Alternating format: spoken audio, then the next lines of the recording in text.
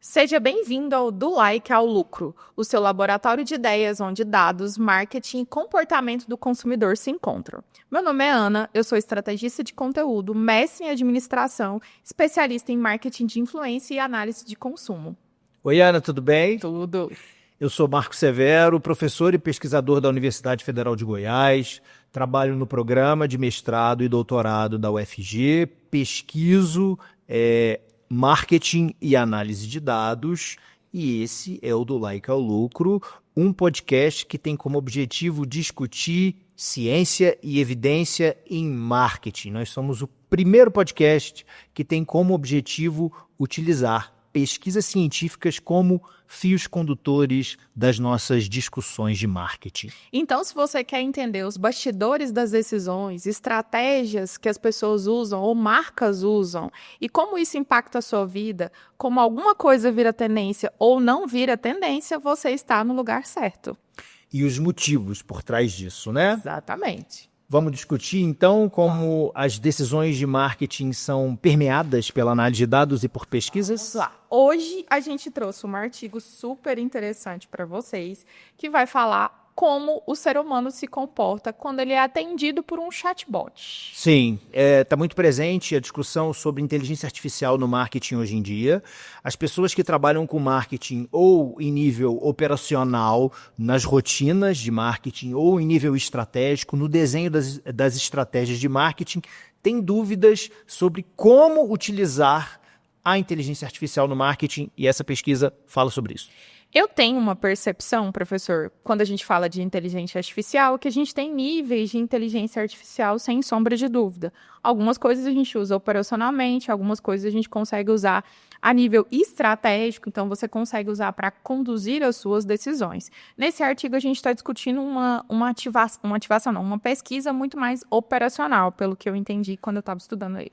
Exato. Nessa pesquisa, os pesquisadores desenvolveram um robô de atendimento para atuar em vendas estruturadas. O que são vendas estruturadas? Aquela venda que segue um roteiro básico. O contexto específico era o contexto bancário e era uma venda de renovação de empréstimo. Então, eles desenvolveram um robô que fazia ligações para as pessoas e seguia o roteiro estruturado para oferecer renovação. E aqui eu vou fazer um recorte. Quando eu estava lá nesse artigo, eu percebi que a gente tem, quando a gente fala de atendimento e inteligência artificial, a gente tem um aspecto cultural. E eu queria até que a gente comentasse sobre isso quando a gente estivesse discutindo, porque a cultura interfere bastante em como você se relaciona com a tecnologia. Eu acho que existem culturas que têm mais abertura e culturas que têm menos abertura para isso. Sim, concordo, e também varia conforme um aspecto geracional. Também. Então, eu sou um Muito pouco forte, né? Eu sou um pouco mais velhinho, né? Então, as pessoas da minha geração elas vão dialogar com a inteligência artificial e fazer uso das tecnologias de IA de forma diferente da geração de crianças e adolescentes que Concordo estão plenamente com você. experienciando a IA nesse momento. Tá. Para começar a discutir o artigo, vamos falar do método que eles usaram? Assim, eu fiz mestrado e eu lembro que uma das grandes discussões que a gente tinha durante o mestrado era o método que o artigo utilizava para medir ou para construir o raciocínio que estava sendo exposto naquele artigo. Aqui, a gente fala de um artigo, um experimento de campo, feito com mais ou menos 6 mil clientes, uma fintech asiática. Sim. Eu pressuponho que foi chinesa, né? Sim, chinês. Exatamente. E aí eles construíram todo um esquema teórico para provar uma teoria, tô certa? Sim, e vou retornar e pontuar algumas questões, né? O pessoal que está nos acompanhando pode questionar o que seria uma pesquisa experimental. Então imagina o seguinte, imagina que você vai testar a efetividade de um medicamento. E aí você pega e divide dois grupos, pega as pessoas e divide essas pessoas em dois grupos. No grupo A, você fala que está dando medicamento, mas está dando farinha, tá? Placebo.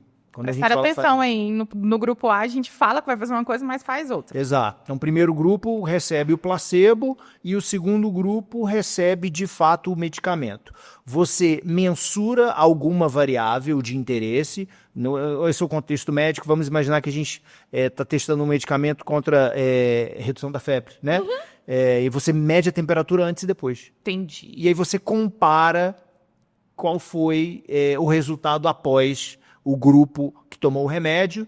E aí, se houver uma redução significativa em comparação ao primeiro grupo, você pode dizer que o medicamento fez efeito, desde que esses grupos sejam iguais, estatisticamente iguais. Entendi. Então, você usa de 2 grupos separados, com um mesmo objetivo, mas usando remédios diferentes para, no final, poder concluir que aquele realmente é efetivo, que aquele remédio ele faz diferença na vida da pessoa, e aquele grupo que você usou de placebo, ele poderia ter melhorado naturalmente. Exatamente. E é por isso que ele existe, né? É o grupo de comparação. Agora vamos puxar para a realidade da pesquisa que ela foi publicada no Marketing Science, um grande periódico da área de marketing. Os pesquisadores pegaram clientes de uma instituição bancária que estavam em fase de renovação de empréstimo, dividiram em 6 grupos. Cada grupo recebia uma ligação estruturada de vendas de um agente. Os 2 primeiros grupos recebiam a ligação de agentes humanos e os outros 4 grupos recebiam a ligação de uma inteligência artificial treinada com voz feminina para fazer a venda da renovação de empréstimo. Interessante.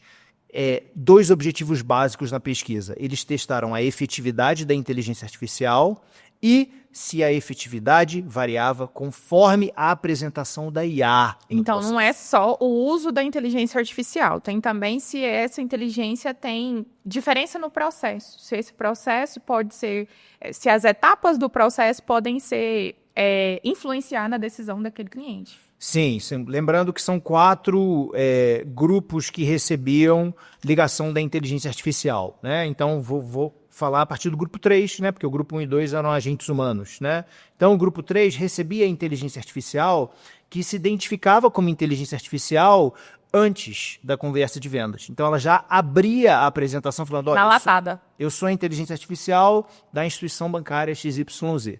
O grupo número 4, a inteligência artificial, se identificava como inteligência artificial.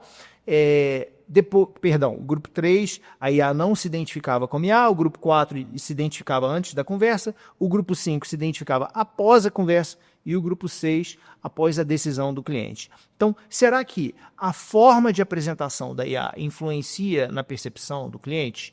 E aí eles conectaram isso, e é muito importante o pessoal que está acompanhando a gente, eles conectaram o que as pessoas faziam, porque eles mediam se as pessoas desligavam o telefone, se as pessoas renovavam o empréstimo. Eles mediam a reação das pessoas. A reação das pessoas, que é algo comportamental, com o que elas estavam pensando. Como assim? Depois dessa ligação de vendas, eles faziam uma ligação para esses clientes e falavam, olha, sabe esse agente de vendas que te ligou aí? Eu gostaria que você qualificasse esse agente de vendas. Desse uma nota para ele. Dava nota com relação a 2 medidas básicas, conhecimento percebido e a empatia percebida. E eles montaram isso numa base de dados. Entendi. E, por incrível que pareça, não foi uma surpresa quando eu estava lendo o artigo para a gente discutir aqui hoje, que uma das principais descobertas é que o chatbot, de maneira anônima, ele é mais eficaz do que quando a gente chega ali na cara do gol e fala, eu sou uma inteligência artificial. Seria uma interferência dessa amostra geracional? Seria um comportamento que eu posso afirmar que é mundial? A gente vai ter isso em outras camadas, por exemplo, na América Latina a gente teria um comportamento parecido. O que pode justificar o fato que as pessoas aparentemente não gostam de ser atendidos por um chatbot? Não é que não gostam, é bom a gente discutir que se trata de um contexto de vendas. Então, é um agente de vendas te oferecendo algo. Não é não gosta, gente. O gostar e o desgostar não é um termo usado na ciência. Juiz de valor. Exatamente. Mas a forma de apresentação da inteligência artificial, será que isso gera alguma interferência em questões cognitivas e comportamentais? Respondendo diretamente à sua pergunta, né, se pode ser algo geracional, eu já te digo de antemão que não, porque eles controlaram a idade. Uma vez que os grupos são aleatorizados, eles são distribuídos de maneira homogênea. E aleatória. Os consumidores em 6 grupos, nós podemos dizer que as características demográficas desses grupos são estatisticamente iguais. E isso faz parte de uma pesquisa séria, porque quando a gente está com uma pesquisa séria, eles têm esse tipo de preocupação, porque isso pode interferir no resultado da pesquisa. Sim, e o desenho da pesquisa importa também. Muito. As pesquisas experimentais comportamentais, ao contrário de grande parte das pesquisas de marketing, elas mensuram o que as pessoas estão fazendo E não o que condicionado a algumas características, né? Porque, como nós já discutimos no episódio anterior, o que as pessoas fazem é diferente. do que as pessoas falam, As pessoas falam uma coisa e fazem outra completamente diferente. na maioria das vezes. Exatamente. Bom, vamos lá. A gente também tem outra descoberta interessante, é que, além de ter uma certa resistência com esse atendimento, foi medido que, efetivamente, o chatbot derruba o resultado das vendas. As pessoas compravam menos quando elas eram atendidas pelo chatbot. Desde que a IA se identificasse como IA No no início. Então, Entendeu a sacada bem interessante? Quando a IA se identificava no início, havia uma queda de vendas. Quando essa IA se identificava no final, bem próximo do final, né? Tô certa? sim. Bem próximo do final, isso não acontecia. Então, a gente poderia supor diretamente que a IA, o chatbot, derruba o resultado de vendas nesse contexto que a pesquisa foi feita. Sim, porque nossos comportamentos eles são direcionados pelo que a gente está pensando, né? Isso é chamado de priming effect. Então, a partir do momento que a inteligência artificial se identifica como inteligência artificial, isso gera algo de percepção no cliente que está recebendo a ligação. E isso vai direcionar o comportamento desse cliente. Vai interferir no raciocínio dele de comprar ou não comprar aquele serviço, que no caso era um empréstimo bancário. Efetivamente vai influenciar no comportamento, porque são 2 comportamentos que foram medidos ali no caso, 3 comportamentos muito claros, né? O tempo de ligação, que está correlacionado também com o hang-up, que era o fato das pessoas desligarem, e a conversão, a pessoa comprar. O que se identificou como principal resultado da pesquisa? Quando você apresenta a inteligência artificial como uma inteligência artificial no início do processo de vendas, isso gera uma influência negativa nessas 3 variáveis comportamentais. Então, a gente pode concluir que a hora que eu revelo que é uma inteligência artificial, interfere e muito no processo de venda. Nesse contexto, sim. Por que eu falo desse contexto? E aí você pode falar melhor do que eu, você trabalha diretamente com atendimento ao cliente, né? Existem contextos e contextos de comportamento. Que contexto de comportamento era esse da inteligência artificial e do marketing? Vendas estruturadas. O que é venda estruturada? Você recebe uma ligação, existe um script de venda e você vai se comportar de acordo com esse script. Você vai gerar respostas comportamentais de acordo com esse script. Na prática, o que eu entendo? É necessário que você tenha uma percepção exata de quem é a sua persona que você está querendo vender esse produto, porque você pode até segmentar essa faixa etária ou essa persona aqui, ela pode ou não ser atendida por uma inteligência artificial. Eu acho que a segmentação do cliente é muito interessante nesses casos.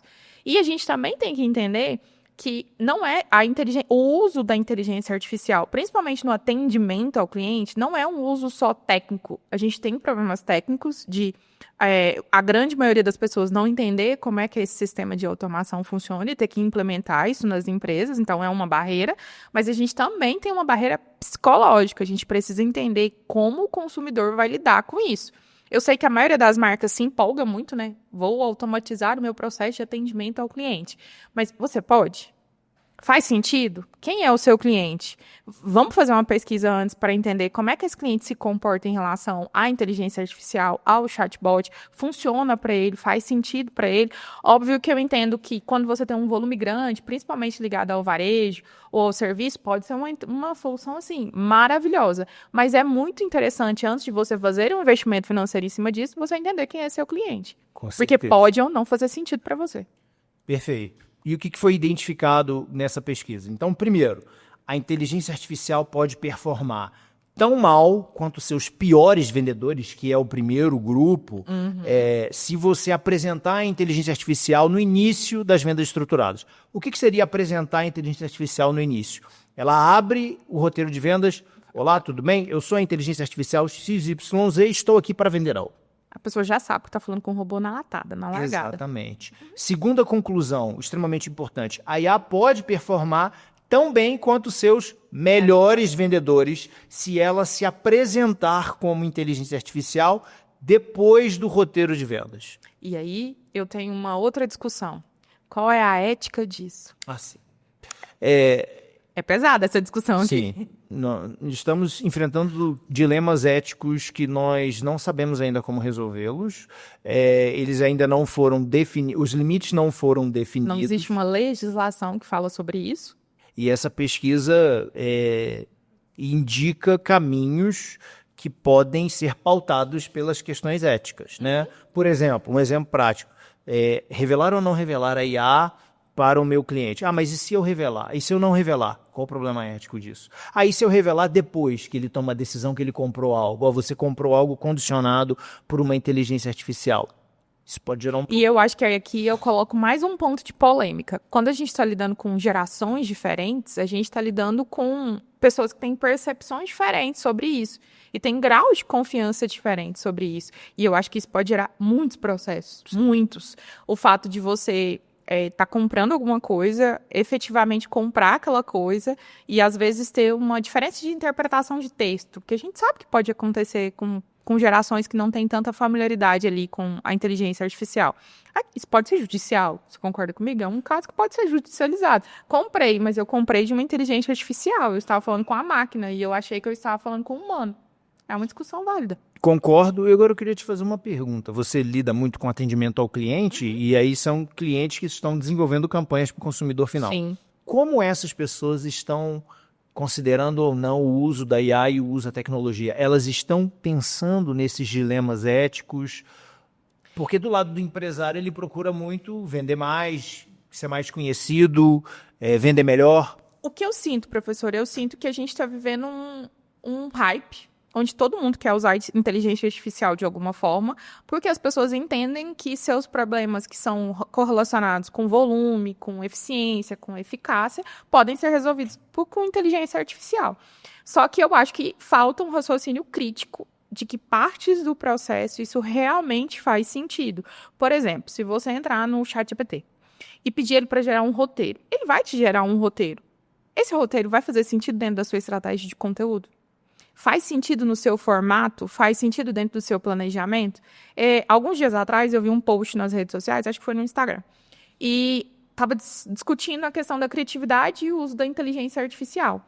E a defesa era desse post que a gente tem que usar o ChatGPT para desenvolver as nossas ideias e não usar o ChatGPT para ter as ideias.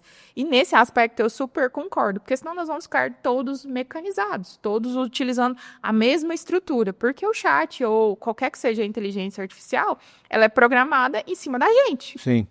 Então, você concorda que a capacidade de superação ali é difícil, assim.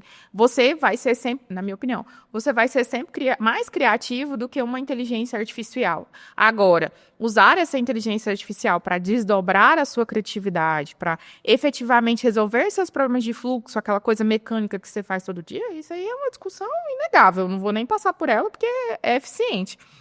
Agora, que isso substitua as suas estratégias, o seu pensamento, o seu planejamento ou até 100% do atendimento do seu cliente, eu acho que merece uma reflexão muito maior se realmente faz sentido ou não. Eu acho que o grande dilema das pessoas é o pouco acesso que as pessoas têm a pesquisas, assim, a fazer pesquisa. Eu vejo que isso é uma necessidade do mercado. Você tem poucos profissionais, você vai compartilhar comigo dessa informação, que entendem realmente o que é fazer uma pesquisa fidedigna à realidade. Existe muita percepção que se você calcular uma média, você vai resolver a questão. E a gente sabe que nem sempre aquilo que se diz aí nas internet, os gurus falam sobre isso, é a realidade. Sim. Você precisa de uma pesquisa realmente que tenha um recorte da sua população, que seja uma pesquisa que a amostra vá refletir realmente a prática. E a gente carece de profissionais que vão fazer isso. Seu comentário é muito bom, porque por que nós estamos discutindo essa pesquisa aqui nesse episódio? Primeiro, uma pesquisa com uma base de dados representativa, né? Uma amostra representativa, 6 mil clientes. Uma pesquisa experimental que te permite identificar a causalidade, ou seja, o efeito da inteligência artificial.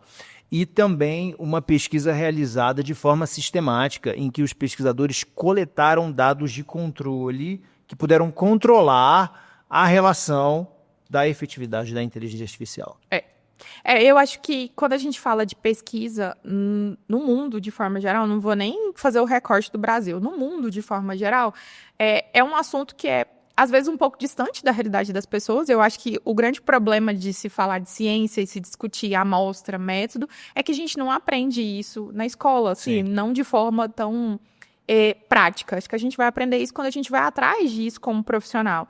E eu acho que isso prejudica a percepção que as pessoas têm, em geral, da ciência, como um todo, em todas as áreas, quando a gente está discutindo ciência na realidade que a gente tem hoje das redes sociais. E aí eu puxo aqui para o artigo de novo. Quando eu estava estudando sobre esse artigo, eu caí numa teoria que a gente chama de aversão ao algoritmo, que é quando você, por exemplo, está vendo uma pesquisa, está lendo uma pesquisa, está falando ali para você que a ciência falou que 2 mais 2 é 4. Mas você não acredita naquela pesquisa, mas acredita no seu amigo mais próximo que te falou o inverso por uma percepção pessoal. E aí, eu acho que vai muito da nossa interpretação em relação ao uso também da inteligência artificial, dessa aversão, às vezes, desse atendimento, de ser atendido por uma máquina. Eu acho que a gente precisa ter um balanço entre essas duas coisas e saber lidar com isso de uma forma um pouco mais sábia, tanto na prática quanto na teoria. Vou conectar esse comentário com o resultado direto da pesquisa. Tá? O ser humano ele tende a subvalorizar aquilo que ele não conhece ou desconhecido. O que essa pesquisa identificou? Lembra, você que está acompanhando desde o início, que eles faziam uma ligação de follow-up, que perguntavam para os clientes 2 notas com relação à empatia percebida e conhecimento percebido? O que foi identificado como resultado é que quando a IA se identifica como IA antes do processo de vendas, antes do roteiro de vendas, diminui os níveis de empatia e de conhecimento percebido. Ou seja, o cliente visualiza a IA como não vai resolver meu problema e ela não tem a empatia necessária. Então, a gente está vivendo um problema de confiança, não um problema de tecnologia. Isso está correlacionado à confiança. Mesmo que a gente tenha uma Ferrari, a inteligência artificial seja tão bem desenvolvida e trabalhada nos dias de hoje, a gente ainda tem um fator humano, que é psicológico, que tem toda a percepção do viés humano de sentir ou não confiança naquela resposta. Isso, e aí a gente entra em um outro conteúdo que é relacionado, não está diretamente à pesquisa, mas se chama antropomorfização, que é você desenhar a inteligência artificial com características humanas que vão ser bem aceitas, de certo modo, pelo consumidor, pela pessoa. Então, assistentes de casa, eles têm nomes e feições femininas. Alexa. Exato. E esses assistentes de pesquisa, você pode perceber que essas feições, características femininas deixam de existir, porque isso vai estar alinhado com a percepção do usuário. Então, mesmo que a gente entenda de estatística, matemática, ciência, programação, a gente ainda precisa da psicologia para embasar todas essas, antropologia para embasar todas essas soluções. Isso, como o marketing é uma ciência social aplicada e ele foi a área que mais se beneficiou, uma das que mais se beneficiou da inteligência artificial, tudo isso, todos esses elementos que você acabou de pontuar, viram pauta para a discussão da área de marketing hoje. E aí, professor, vamos organizar as ideias aqui, vamos resumir. A IA é boa ou não? Tá, vou tentar resumir tudo que a gente descobriu até agora e discutiu até agora baseado nessa pesquisa. Tá? Então, assim, a IA pode funcionar muito bem para um contexto de vendas estruturadas, que é esse, né? Quando eu falo vendas estruturadas, é aquele automatizado, que as pessoas recebem ligação. Você tem um script, você tem um roteiro pré-determinado de como aquela venda vai acontecer. Isso, e elas vão tomar a decisão em cima daquilo até de maneira imediata, onde a IA está meramente respondendo de maneira rápida alguma demanda pontual. O que é uma venda não estruturada? Me dá um exemplo prático. Compra de carro. Ah, tá. É muita variável, é muita coisa. Quem já teve aula de comportamento do consumidor já deve ter ouvido falar em comportamento de compra complexo. O que é comportamento de compra complexo? Ele é caro, não é frequente e envolve risco. Esse é um exemplo de compras que são não estruturadas. Por quê? Eu converso com alguém para poder formar a minha decisão, visito o ponto de venda, volto em casa, faço uma busca no buscador. Sou impactado pela marca umas 10 vezes antes de tomar uma decisão. Exatamente. Demora a entrar no funil, uma vez que entra no funil, seus critérios de decisão vão mudar e no final das contas, às vezes você pode nem comprar aquele carro que você estava pensando em comprar. Tá. Então a IA funciona muito bem, funciona em contextos de vendas estruturadas, perfeito. Entretanto, ela pode gerar uma percepção negativa se apresentar como inteligência artificial no início do roteiro de vendas. Aí ela vai performar tão mal quanto os seus piores vendedores, que é aquele primeiro grupo. Dos 6 grupos, é o primeiro grupo. Então, o primeiro passo, entender se a sua venda é estruturada ou não. O segundo passo, entender o seu cliente, segmentar esse cliente para saber se esse cliente aceita ou não a inteligência artificial. E o terceiro passo, decidir quando você vai revelar para esse cliente que é uma inteligência artificial. Você que é gestor, você que é empresário, tenta fazer uma reflexão, qual que é o contexto de decisão do seu cliente. É um contexto estruturado, não estruturado? É um contexto em que ele planeja para tomar suas decisões? É um contexto onde possui uma venda consultiva imediata? Ou é algo mais de apoio técnico especializado? Tudo isso vai interferir no uso da IA no dia a dia. Bom, se você gostou desse episódio, encaminhe ele para aquele seu amigo que adora automação, inteligência artificial, chatbot, para ele ter um pouquinho mais de conhecimento de como fazer isso na prática. E se você é uma pessoa curiosa com relação ao marketing, observa as campanhas, vê algumas discussões sobre comportamento, mas acha necessário conhecer um pouco mais a fundo o que está acontecendo, o Do Like ao Lucro é o lugar onde a gente discute tudo isso, organiza, articula e entrega mastigadinho o que está acontecendo na área de marketing com evidência científica. Até o nosso próximo episódio do Like ao Lucro. Valeu, Ana. Obrigado. Até mais. É.